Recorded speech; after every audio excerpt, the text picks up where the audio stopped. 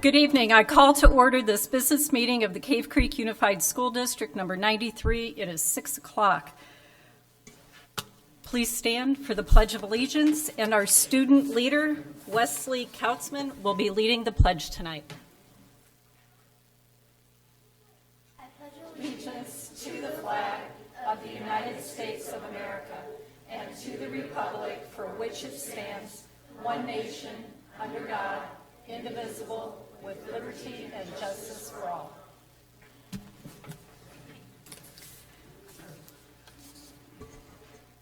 Okay, item 1.3, roll call. Vice President Brown, Member Walker, and myself are present. Member Fortney and Member Ulmer are present via telephone. Members of the cabinet are here, so we're all here. Item 1.4, formal adoption of the agenda. Is there a motion? So moved. Second. Okay, I would like to move item 4.1 to the end of action consent. And I also want to move items 6.1 and 7.2 to after 8.1. Okay, so is there a motion to accept the amended agenda? So moved. I'd like to pull something also, Janet, if possible. Okay, Jackie? I'd like to pull item 4.9, the supplemental curriculum, just for discussion. Okay, and you want that, where do you want it, after we vote on 4.1? Sure. Okay, all right. Any other amendments? Okay. Is there a motion to accept the amendments? So moved. Second? Second. Okay. All in favor of the amended agenda, say aye. Aye. Aye. Oh, wait a second. We got two on the phone, so we're going to do a roll call vote. Sorry about that. Scott? Aye. Brianna? Aye. Jackie? Aye. Aye. Jeff? Aye. Okay. Agenda is accepted. All right. Item 5.1, President's Report. I had the honor of attending the Employee of the Month breakfast. Congratulations to all of our teachers that were honored.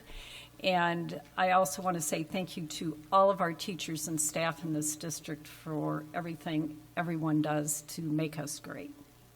That's my report. Item 1.6, board comments. Brianna? All right. I've been attending lots of things. Got to do the superintendent coffee at Black Mountain Elementary. So that was great. Had a couple parents show up for that and get to involve the principal and Mr. Dolezal. Also attended the business partner breakfast. It was great to see how many local businesses we have both in Cave Creek and Carefree that definitely want to be involved and support our school district. Got to go to the high school's first improv show of the season. They'll have another show, one each quarter. So always fun to see kids act, and I could never do that without a script. So kudos to them that they're just doing improv. And then also got to attend the girls' volleyball game against Notre Dame Prep. And also another mountain bike race up in Prescott where we had quite a few kids podium once again. So Very good. yeah. Jackie, do you have any comments? I'll just make my quick. I also attended the business partner breakfast, and yes, that's quite uplifting to see the community all come together and, the kids participating with choir, and I felt like Brandy did a great job of showcasing the immersion program, the Spanish immersion. It was just really an uplifting event. It was great to be there. Awesome. Jeff, do you have any comments? No, not this month, no. Is that a no? Okay. All right. Thank you. No. Okay. Item 1.7, Superintendent's Report. President Busby, members of the board, I am honored to start my report with a couple of academic accomplishments. First, congratulations to Emily Chang and Benjamin Sadati, who have been named National Merit semifinalists from Cactus Shadows High School. Emily has been a student in CCUSD since kindergarten at Lone Mountain, and Benjamin has been a student with CCUSD since kindergarten at Horseshoe Trails. Both attended Sonoran Trails and now are at Cactus Shadows. Emily and Ben joined more than 16,000 semifinalists across the nation in the 69th Annual Merit Scholar Program. They will have the opportunity to continue their competition for National Merit Scholarships worth nearly $28 million. Good luck to both of them. Cactus Shadows High School freshman Cody Moore. Please get out and get to the Cave Creek Museum. Cody Moore just did his Saluting Our Veterans Eagle Scout project there. And this exhibit is Cody's military uniforms he's gathered and put together from World War II through Vietnam. And he's also included a jacket from the American Legion Post 34 that's in Cave Creek. So just a really cool project. I've seen photos of it. Cody's done an amazing job. Our Falcon cross country teams battled the challenges of the hills and higher elevation with grit and determination in the 2023 Ray Werley Invitational. The varsity girls squad walked away with the W, and the 2023 Ray Werley Invitational champions.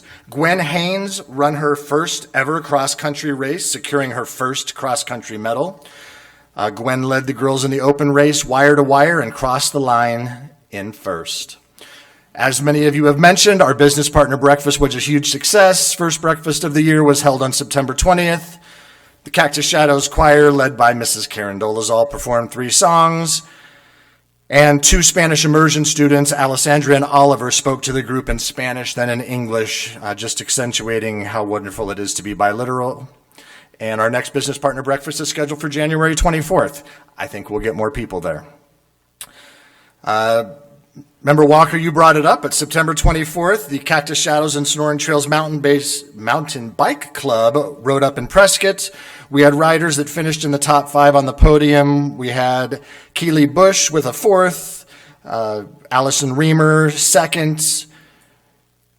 We had Olivia Payson 1st, and 2nd, Vincent Guagenti, and boys 6th grade was Blake Walker as well. So we had 5 podium people that were up in that race. And then I'd like to spend a special shout out and congratulations to a former Cactus Shadows graduate and one of our new English teachers this year, Jacob Geiselhofer. He earned a well-deserved promotion and was promoted to the rank of 2nd lieutenant in the United States Army National Guard. His dedication and commitment to serving our country are commendable. Cactus Shadows had the privilege of hosting his promotion in the center over there. Fabulous to have the military on campus and just give that extra layer of significance to this special occasion. He serves as a reminder of the strong sense of community and support that exists within Cactus Shadows. Jacob's journey from the classroom to military service exemplifies the diverse talents and experiences that our educators bring to Cactus Shadows. We believe that his leadership, discipline, and determination will undoubtedly inspire our students to excel academically and as responsible citizens. Again, congratulations to Mr. Gieselhofer on this outstanding achievement. We look forward to his continued contributions to our community and wish him all the best as a 2nd lieutenant in the United States Army National Guard. And last, but certainly not least, I would like to introduce the Black Mountain Elementary School Student Leader of the Month with me on the dais, Miss Wesley Kautzman, a 5th grader from Black Mountain. Hello, my name is Wesley Kautzman, and I am a 5th grader at Black Mountain Elementary School. Besides the core subjects, there are also opportunities to participate in performing arts like band, choir, dance, and drama. Last year, I was able to choreograph and perform my own solo dance routine at the Winter with Disney dance performance, and I was also cast as Freckles the puppy in 101 Dalmatians. This year, please come see us perform Annie Kids on December 14th and 15th at the Cactus Shadows Fine Arts Center. Participating in the performing arts teaches me to work together with others as a team, and it is so much fun to perform in front of family and friends. This is my 6th year at BMES, and I love the school. The teachers and students are very, very kind. I especially like the playground and spending time with my friends at recess. Our principal, Mr. Owsley, makes everyone feel welcomed and important. I think that Mr. Owsley is the best principal. I feel that overall, Black Mountain Elementary is an amazing school.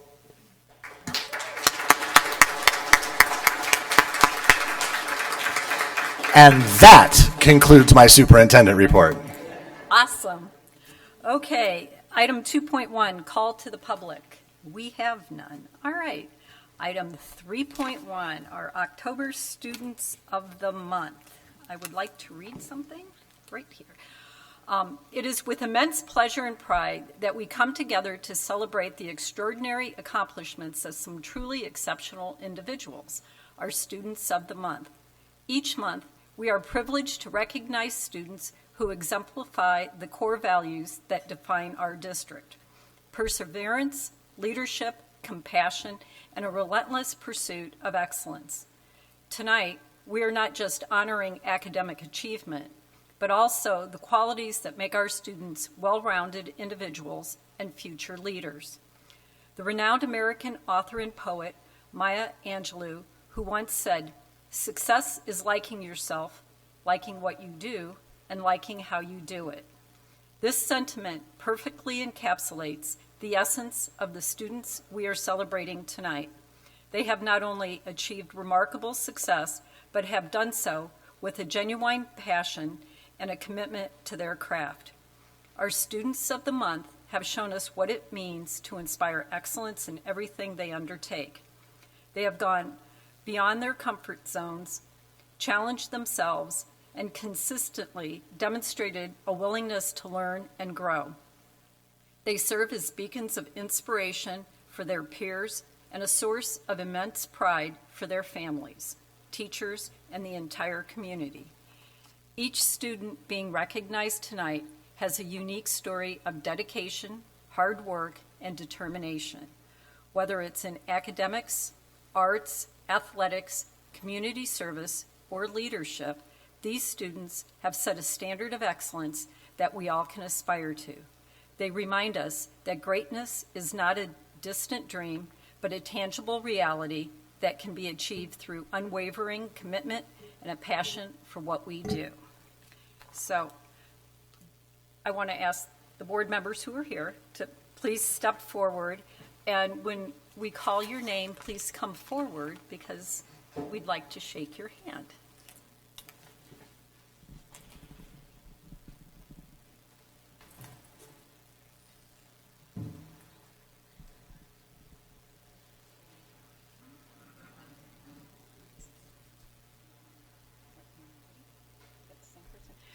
Sam Buchanan from Black Mountain Elementary School.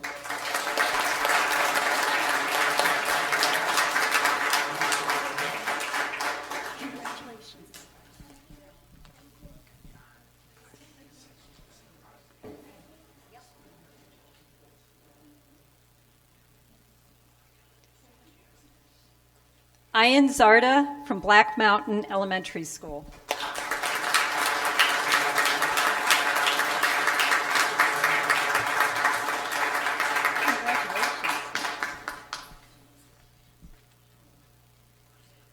Gavin Durkin from Lone Mountain Elementary School.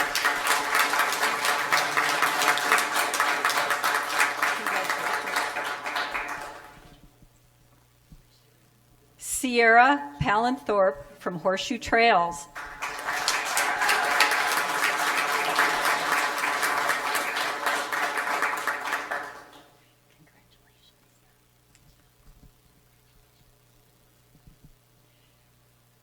Penelope Rundle from Desert Sun Academy.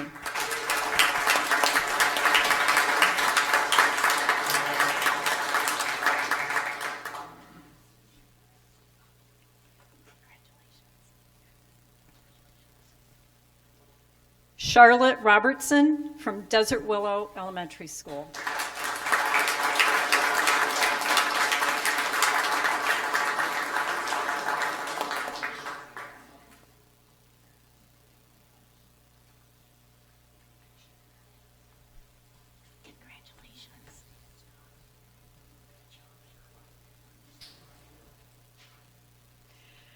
Amanda Towns from Sonoran Trails.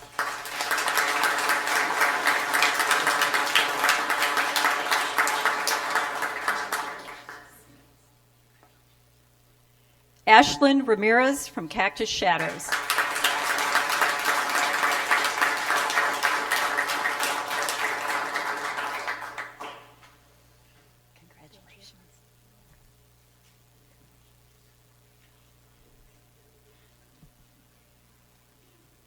Okay, now, parents, this is your photo op. We're going to, squeeze in here.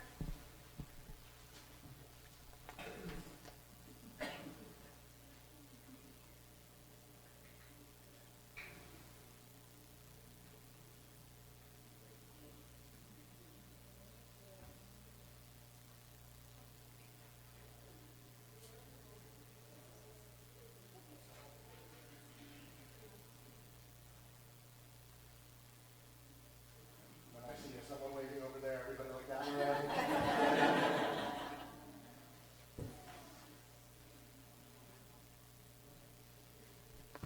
We'll take a little minute. Parents, if you want to come up and get another picture, anything like that, and then also give you a chance to say goodbye. One more round of applause.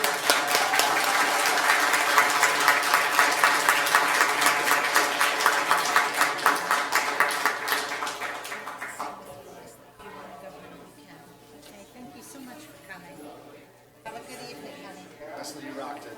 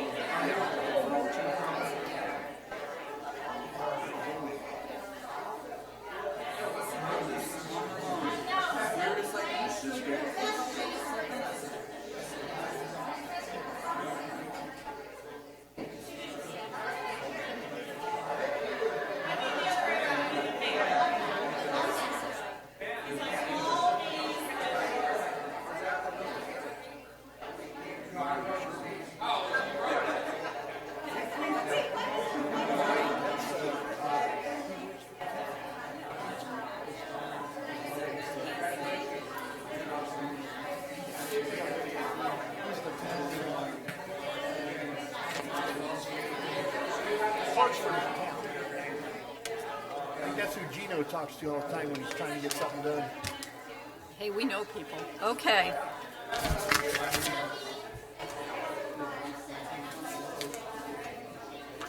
You ready to move on?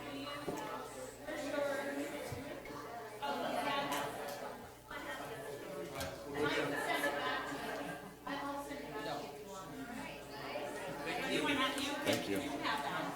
Nice job, Wesley.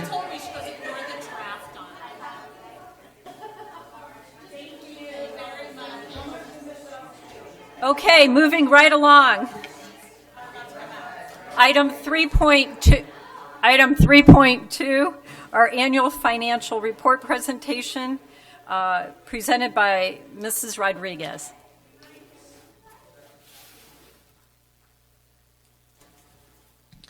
Thank you, Madam President, members of the board. This evening, I want to share with you our annual financial report, some data. We will be asking you to approve it later on in the agenda. One of the first things that we always look at together is how do our items align with our strategic plan, and this is under effective operations resources. Of course, running fiscally sound is very important to the success of the district. One of the things that I would like to share with the board, and I think it was in the superintendent's report last month, but we have been honored to receive this award from the Government Financial Officers Association for several years. I think this is about our 26th year. And our financials are reviewed by a committee, and based on the requirements that they have, that we're following generally accepted accounting principles, and that our financial reports show evidence of transparency and full disclosure, we win this award. So why annual financial report is required? Well, first of all, because the law says we have to do it.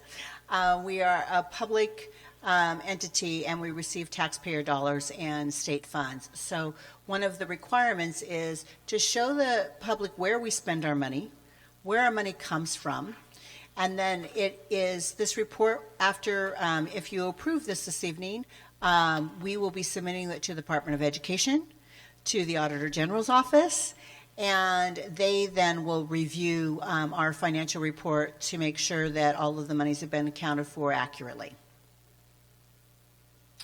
So just a little bit about how we've spent our money. So that's what this report really is. You adopted a budget back in June and July, and those budgets say how we're going to spend our money. This is projected how we're going to spend our money. This report actually shows you how we spent our money. So expenditures by type, you can see the majority of our funds, our M&O funds, are spent in salaries and benefits. We have supplies, then we have purchase services. Now, under purchase services, it's many different things. It could be outsourcing our special needs students to outsourced places. It can be custodial services. And then also, there are some utilities that fall under purchase services as well, and our liability insurance. So I'm trying to think of the big ones that would be under that. Then expenditures by function. So every year, the Auditor General does a classroom spending report that is published usually about in March, after all of the districts have had an opportunity to submit their annual financial reports to the Auditor General. They take our data and they publish it. This is a projection of what it will look like when that classroom spending report gets published. You can see majority of our funds are spent percentage in the classroom, 52%. I also like to combine that with student support and instruction support, because that's supporting the whole child. So classroom would be the teachers, the education, the instructional piece, but we also know that our counselors support our students, our therapists support our students, and then instructional support is along with helping our teachers be successful, like our instructional coaches, and professional development for our teachers. Then you have the operations side of it, and that encompasses all of that, the maintenance of our buildings, the insurance for our buildings. Operations also would include technology and some of the financial services. The food service, pretty self-explanatory. That's how we feed our kids. Administration is the overall administration that not only includes just the principals, the superintendent, the cabinet, all the directors, but also their administrative assistants. So all of the people who support the leadership in the district. And then transportation, of course, that's pretty self-explanatory.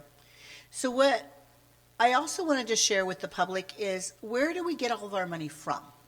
So you can see in our district, the majority of our money comes from our taxpayer dollars.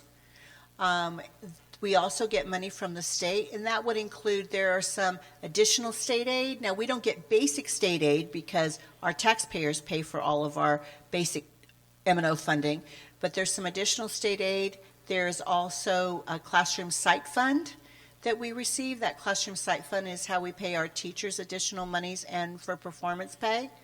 And then federal dollars, we have Title I, we have IDEA. So Title I is for our disadvantaged students, and then IDEA, which is a larger grant that we receive, is for our special needs students. We also receive some smaller grants for CTE and for security and safety. And then local funds, what would encompass that would be like the tax credit that our community supports us with. That's also gifts and donations that we may receive. That could be fees that our students pay to participate. So anything that we're getting from an individual, basically, is what's going into those local funds. So this is something that I always want to make sure we're keeping an eye on, is comparing how we're spending administrative money. I'm pleased that it decreased 1.6%. We always try to make sure that we are being very efficient in that area. You can see the classroom went down 2 percentage points. But what happens is you've got one big pie. Classrooms went down, but the student support and the instructional support went up. So that offsets the decrease in instruction. And again, I know that we've invested in some of our counselors, social workers this year, and some of the instructional support. We have instructional coaches for the first time in this last year. So, and I know that they have been making a difference for some of our teachers, especially our new teachers, first-year teachers, second-year teachers. Those coaches have really been effective in helping them be successful. We want to make sure we're supporting our new teachers because we know so many of our teachers get burnt out or they get discouraged in those first 3 years, and we need to do everything we can to support them, to keep them in the classroom, because not that many people are going into the profession of teaching anymore. So we want to make sure they're supported. Operations, you can see that went up a little bit, but you think about your utility bills at home, the cost of goods and services. I usually will project in budget a 5% increase in this area, just because I know that there's always a spike in that area. And a lot of times the operations side of it is where your minimum wage workers are, and we know that minimum wage is increasing every year for us as well. Food service went down a little bit, the participation and the spending there. I am working with our director of food service, Shannon Quinn, to make sure that we're looking at why. And what do we need to do to reinvest in that program? I really feel strongly about providing healthy, nutritional meals to our students. So her and I work together very closely to look at ways we can improve the quality of the food and the service in that area. As I said, administration went down, which I'm very pleased about. And then this was very unusual. Transportation stayed flat. So we kind of had some spikes, ups and downs in gas last year and the year before. So I think that kind of all evened out. Then the final thing I wanted to share with you is this report has some new data requirements. So I've been doing annual financial reports for many, many, many years. And this has now become a much larger report than what you've seen in the past. So this section J on page 7, so Governing Board, you have a copy of the actual report. And for those in our community who would like to see that, it is also attached to the agenda item. But page 7, section J, it wants to know about certified teacher salaries and FTEs for all funds. Now, there was always a section in there about certified salaries, and we've always reported the teacher salaries. But this year, they wanted to see it the old way, and they wanted to do an additional way. And one of the things that I think is happening is they are wanting to track, are we paying our experienced teachers more than our new teachers? So you'll see on that report, it has, here's how much teachers make who are 1 through 3 years of experience, and then how much teachers make that have more than 3 years of experience. So that was kind of an interesting data set that we had to collect. And we don't track the data really that way. So we had to pull it out of our payroll system and make sure that we were reporting that accurately to represent how we truly do. And when I look at, of course, our more experienced teachers are making more on average than our new teachers. Page 10 is COVID. COVID funding. Last year we had COVID funding report, but it was a separate report. So now they've just made it one of the sheets in this document. And then lastly, this I found very interesting. So obviously there are some districts out there, and I know there are, that are carrying very large reserves. And it can be concerning if it gets over a certain percent, I believe. I would be concerned as a constituent of one of those districts.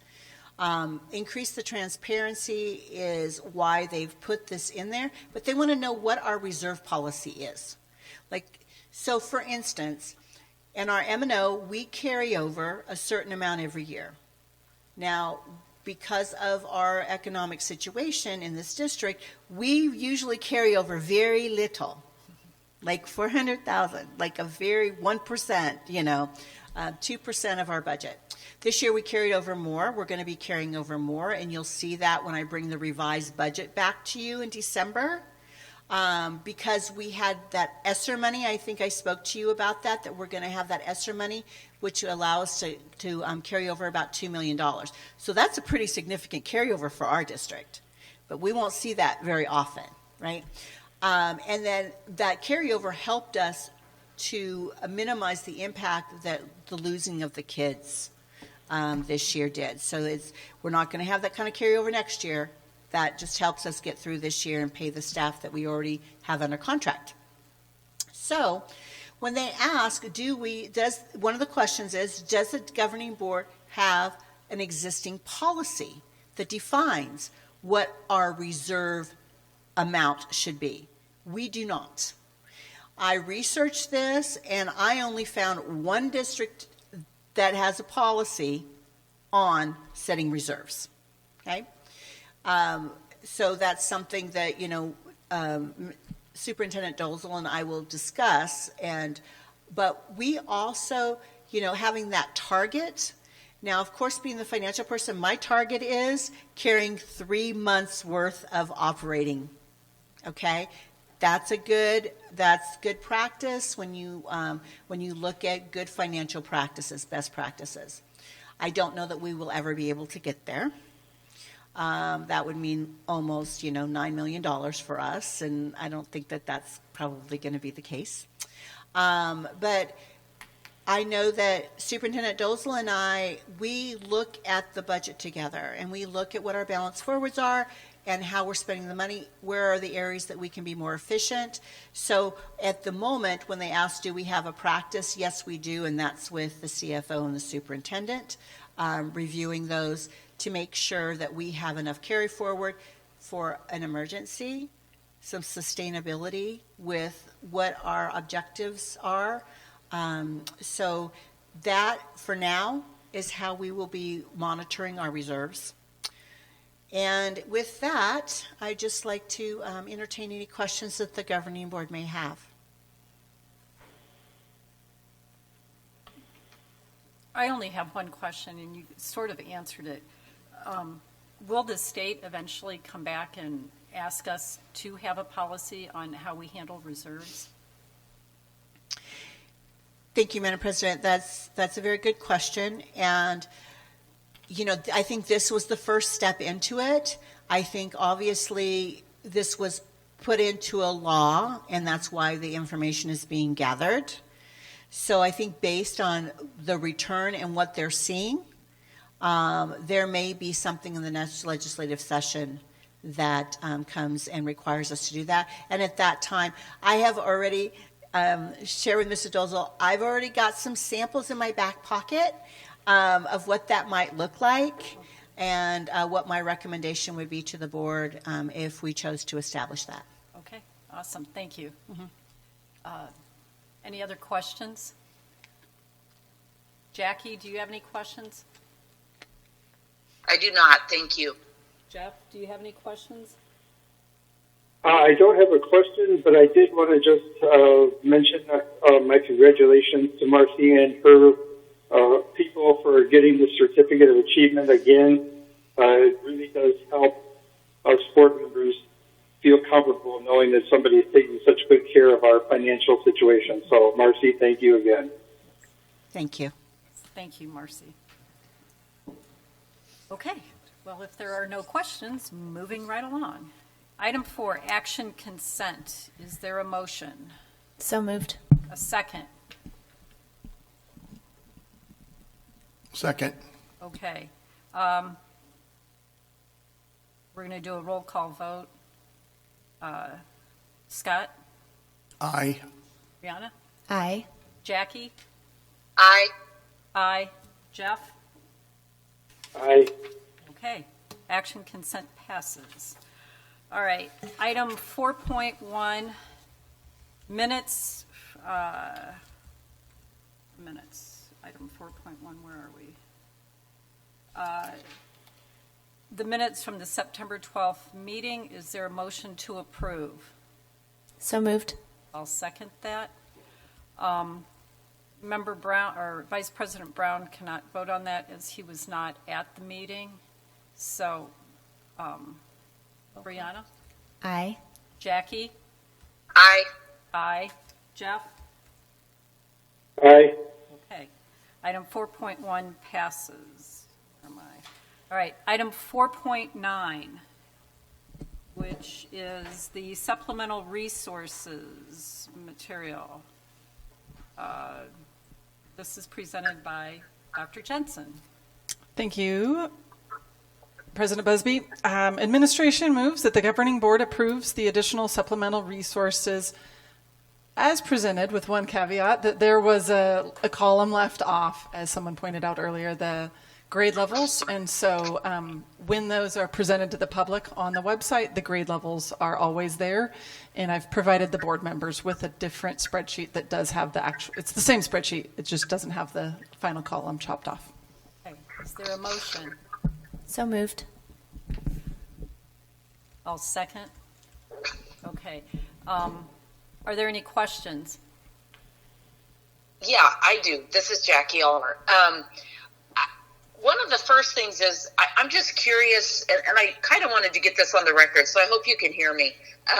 What is the process used for how supplemental curriculum is submitted and processed? And the biggest reason in reviewing this particular one, the movie Their Eyes Were Watching God caught my attention because I saw it when it came out with my book club and was struck by pretty much it's pretty dark, honestly. I mean, the subject matter is very intense, including, physical abuse of a woman by her husband, and ultimately what you might call a mercy killing, at the end. I mean, there's just a lot. And today with our kids dealing with so much anxiety, and when we originally got the document, it didn't show what class it would be used in, what the age range of kids. Now that's been clarified.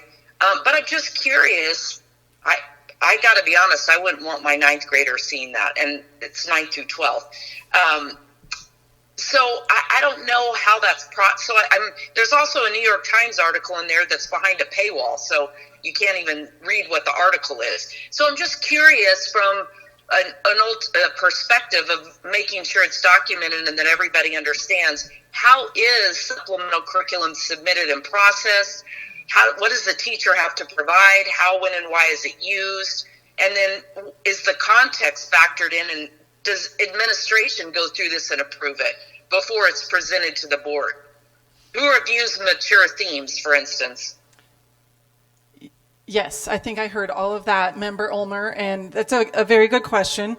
So as you know, since we've had the new legislation, any extra materials that are used in the classroom that are not part of our core curriculum have to be approved by the governing board and go through this entire process for the supplemental resources. So if a teacher wants to bring in an article or a website or a movie or whatever it may be, then they fill out a form, and it does ask some questions about what standards is this teaching, how is it related to the curriculum, a few other questions like that. This then goes to a committee, and then the committee reviews that, and the committee's composed of parents, administrators, and teachers. So parents, administrators, teachers, and they review it. It is sent to all of the members of that committee. They review it, and then they make a recommendation, and that's what we bring to the school board. Yes, we did look at it, and we did actually even, we denied a few, which is going to make teaching difficult for some of them. Not difficult, but there were a few things where we decided that the exposure was not worth the benefit of the content. And so we did make a few of those decisions. However, these other ones, when the teacher provided their justification, it was clear that given the context, some of these are very advanced level courses as well, IB and AP courses where the students are getting college credit. And the other part I will add is that anytime we do show a video in full length, whether it's approved or not, they all have to be approved, but parents are required to sign off consent for that as well. So the teacher has to send a consent form home prior to that, and the parent sends the consent form back. And if the parent says, no, I'd like my child to have a different opportunity to learn this content, then the teacher provides something else. Does that answer it? Yes, thank you. And just to be clear, the last thing I'm trying to do is be controversial. I'm new. You guys know that. I'm learning as well, and I want to be able to answer when people say, what's the process? And I realized with this, I don't know what the process is. So I wanted to know, have it entered into record, and knowing that there's a committee that's made up of parents and teachers and everything else, if it's good enough for them, then we'll go with it. Absolutely. And I will underline it with the fact that a parent can always opt out their child from any given video, text, whatever it may be. They just have a conversation with the teacher on an individual basis. They just can't opt out everybody else's child from that particular content. And so we always want to partner with our parents, and we do try to walk the very fine line of treating our teachers like professionals and having them use their best professional judgment while also honoring the values of our community and what our community deems age relevant for their children. Are there any other questions? Dr. Jensen, just to clarify, when we adopt a new textbook, we've got policy IJJ, which puts the textbook out there in the public for 60 days. Anybody can review it. The supplemental resources really don't have that same availability for parents to look at it. Your committee does your work, we bring it to the board, we approve it or don't approve it, and then it's out on the website. So are we, I don't want to say skirting some regulation or policy? Are we not, should we put that out there for 60 days like we do textbooks? That's a good question, Vice President Brown. It is a different process for the supplementals than it is for the core. And a lot of that is because this was just done 2 years ago at this point, and it definitely ties the hands of our educators because it makes it very hard for them to find, if they see a relevant website, for them to bring that relevant news article or whatever it is into the classroom. And so that's why we're doing our best to be as transparent as possible by putting everything on the website so parents can click it. Some of it might be behind a you might have to pay in order to view that website or whatever it may be. But it's completely transparent so that the parents can see it. Whether this is a good gauge or not, I often go by how many complaints are we getting from parents, and the answer is none. The parents in our community, our teachers know our parents. They partner with them. They don't put things out there that are going to fire them up or upset our parents. They honor the values of our parents, so they're not trying to offend people on one side or the other.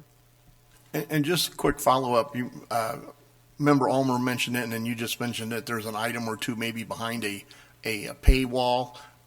Who's paying for that, to access that? Is that something the teacher's doing out of their pocket? Is it something the district's having to pay, since that's now an approved piece of instructional material? Vice President Brown, that's also a good question. No, we don't pay for things that are not part of our approved curriculum. So these are supplemental. On a rare occasion, there might be something that a PTO would pay for. For example, they've been known to purchase Scholastic News for classes, or Newsweek, or whatever. So they have been known to purchase some of those. We're trying our best to get to draw some boundaries around some of that so that we can have a little bit more hands-on as to what exactly is in the classrooms. But it may be the teacher, it may be a free trial. Oftentimes educators get free versions of some of these, so. Okay, thank you. Are there any other questions? Okay, well then we I will didn't vote. have a question. Oh, Jim. I just had a comment. Yeah, go ahead. I just wanted to say, that this having to do this supplemental materials is based on some legislation that's been passed that really just shows a lot of distrust in teachers, and it puts them through a lot of work. So I do want to thank our teachers for having to do this and doing it with such transparency, because it's a lot of work that they really shouldn't have to do. But I do appreciate that they put in that effort. Thanks. Very good point. Okay, we will vote. So, Vice President Brown.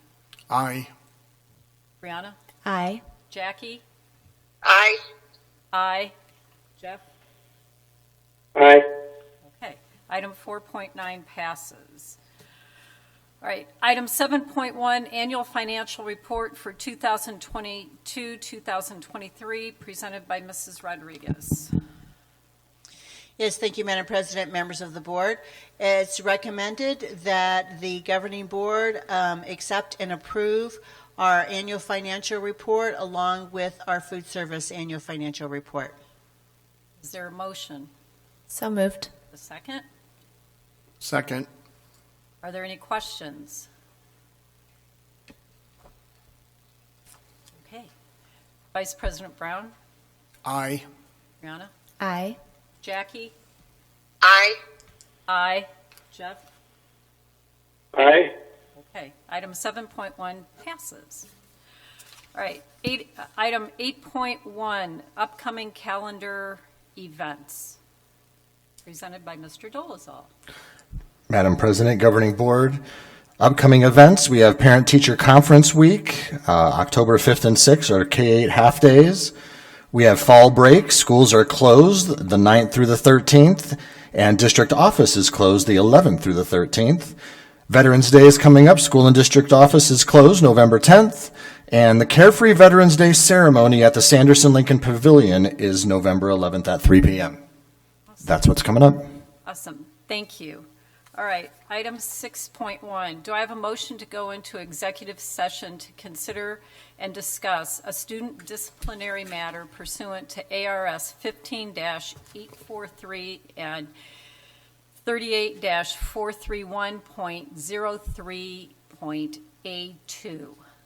So moved. Is there a second? Second. All right. We need to vote on this to go into executive session. So Vice President Brown? Aye. Aye. Jackie? Aye. Aye. Jeff? Aye. Okay. We are in executive session, so I need to ask everyone else to please leave politely. Thank you.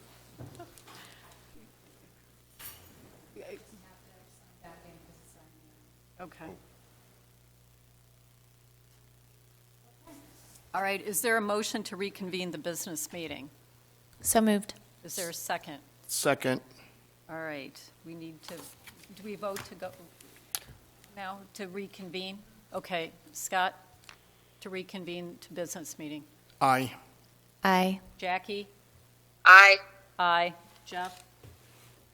Aye. Okay, we are back in our business meeting.